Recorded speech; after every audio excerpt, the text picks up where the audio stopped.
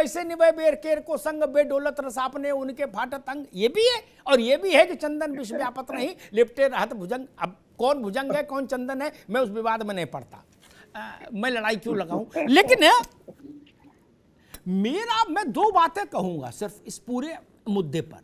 एक बात भाजपा के लिए कहूंगा, आपको जनता ने शासन करने के लिए जनादेश दिया है, स्वागत है, लेकिन लोकलाज भी ध्यान में, जब मैं ये कह रहा हूं लोकलाज ध्यान में रखिए, तो इसका यह अर्थ नहीं कि भ्रष्टाचार से कंप्रोमाइज कर लीजिए। नो, भ्रष्टाचार से किसी सीमा पर, किसी स्थिति में कोई समझौता नहीं होना चाहिए। कितनी भी बड़ी मूर्ति टूटे तो टूटने दीजिए। देश में कोई इतनी बड़ी मूर्ति नहीं जो जनता के पैसे के गबन के लिए जिसको छोड़ दिया जाए, नहीं। कितना भी बड़ा आदमी हो, हथकड़ी लगा के सड़क से पैदल ले जाइए जेल। जनता का पैसा खाना गाय का मांस खाना जैसा है। आप गरीब का पैसा खा के अगर अमीर बने, ठीक बात है, लेकिन लोकतंत्र में धड़कन बनी रहे, स्पंदन बना रहे। इसलिए मैं भाजपा से कहूंगा कि समय के चुनाव पर ध्यान दीजिए। ये तरीका ठीक नहीं। अगर अमिताभ अग्निहोत्री चोर हैं तो आज भी चोर हैं, कल भी चोर हैं, परसों भी चोर होंगे।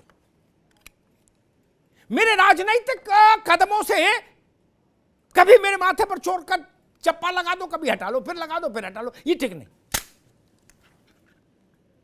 ये नहीं होना चाहिए। जनता ने बहुत प्रचंड बहुमत दिया है, क्या दिक्कत, हर जगह बहुमत है आपके पास, हर जगह जय हो रही, क्या दिक्कत है। कुछ लोग कुर्बान करिए अपने भी, क्योंकि ये जनता ये नहीं मान सकती कि आपके यहां सब लोग रामनगरिया वाले हैं ना, ये कैसे मान लेगी। जनता देखती नहीं लोगों को।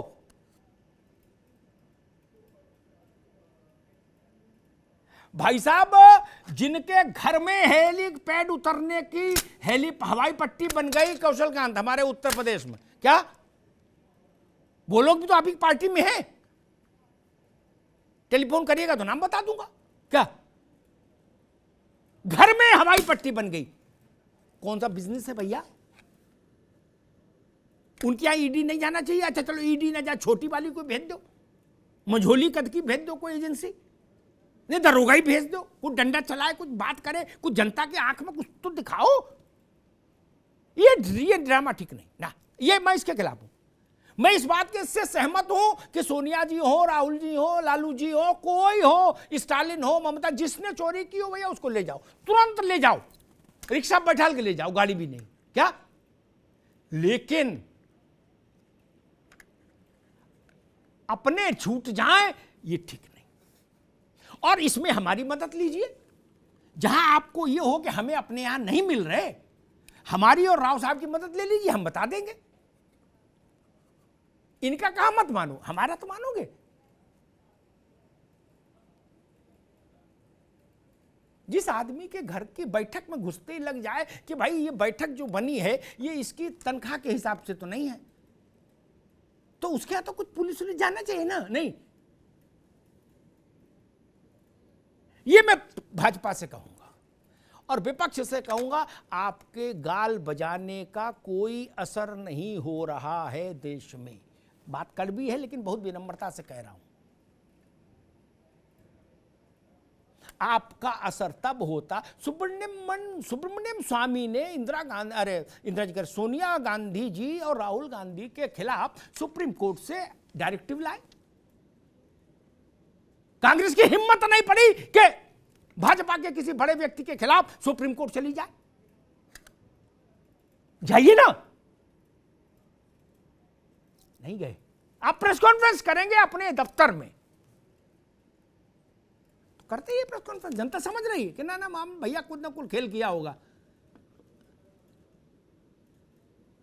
क्योंकि जनता एक ये भी मानती है कि बड़े आदमी पर हाथ डाला है तो सोच समझ के डाला होगा, ये भी जनता चर्चा करती है।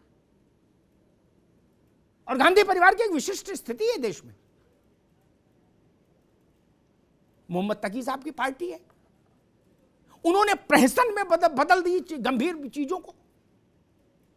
1 बजे बताते 1 करोड़, 2 बजे बताते 5 करोड़ जी, फिर कहते 15 करोड़, फिर कहते 25 करोड़। क्या कर रहे हो यार? चना मुरमुरा बेच रहे हो क्या, जिसे बस में लोग बेचते हैं? ऐसा कर रहे हो क्या?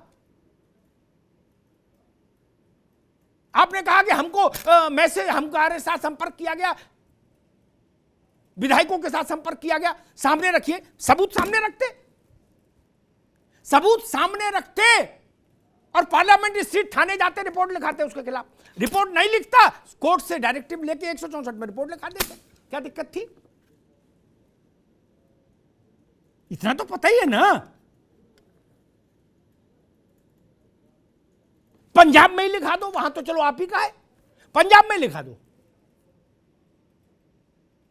जब आपने कहा कि भाजपा के एक व्यक्ति ने हमसे ये प्रस्ताव दिया, तो भी मैंने कहा था बात बड़ी है, गंभीर है, प्रमाण सार्वजनिक करिए।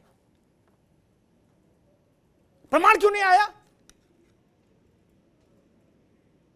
प्रमाण क्यों नहीं आया?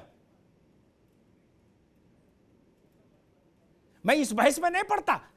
लालू जी हैं, उनकी राजनीतिक पूंजी एक अलग चीज है और आर्थिक पूंजी अलग चीज है। ये भारत है, ये बड़ा विचित्र देश है। लालू जी के पास दोनों पूंजियां हैं, ठीक है, आर्थिक पूंजी भी है और राजनीतिक पूंजी भी है। अब इसका क्या करेंगे? लेकिन कानून तो अपना काम करेगा ना। लालू जी जिस मुकदमे में जेल में हैं, रहे, वो मुकदमा तो लालू जी की सरकार के ही समय का है, सरकार उन्हीं की थी केंद्र में। फिर जनता कैसे मान लेगी? और मैं तो एक बात कहूंगा, मेरी बात से राव साहब जरूर सहमत होंगे कि त्रिपाठी जी भी सहमत होंगे। जनता आपके कपड़ा लत्ता घड़ी अंगूठी गाड़ी घर, कपड़ा लत्ता घड़ी अंगूठी गाड़ी घर, उठना बैठना होटल, जहाज की यात्रा, ये सब देख के अनुमान लगा लेती है। ईडी आई ना आई से कोई मतलब नहीं कि आप माल कमा रहे हो, ठीक, आप माल कमा रहे हो, भगवान का पूरा आशीर्वाद है। क्योंकि सबको सबकी तनख्वाह मालूम है, नेट पे डालो तुरंत आ जाता है। बिहार के विधायक की तनख्वाह हिंदी में डाल दो, तुरंत आ जाएगा। क्या? 1,22,000 रुपए, 644 12 पैसा। फिर उतनी तनख्वाह पाने वाला आदमी कहता है गुरु मैं तो कुछ कर ही नहीं पा रहा, ये विधायक 6 गाड़ी में चल रहा है। वो जान लेता कि माल कमा रहा है। इसके लिए कोई ईडी की जरूरत है? मेरी बात से मशकूर भाई भी सहमत होने चाहिए। आप 5 तारा में चाय पी रहे हो, खाना खा रहे हो, मौज मस्ती कर रहे हो,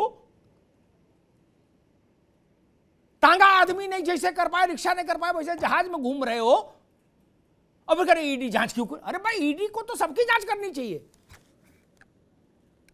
इस देश में जितना कम तनख्वाह वाले राजनीतिक पद है राव साहब, उन पर आसीन लोगों के रहन सहन देख लीजिए ना।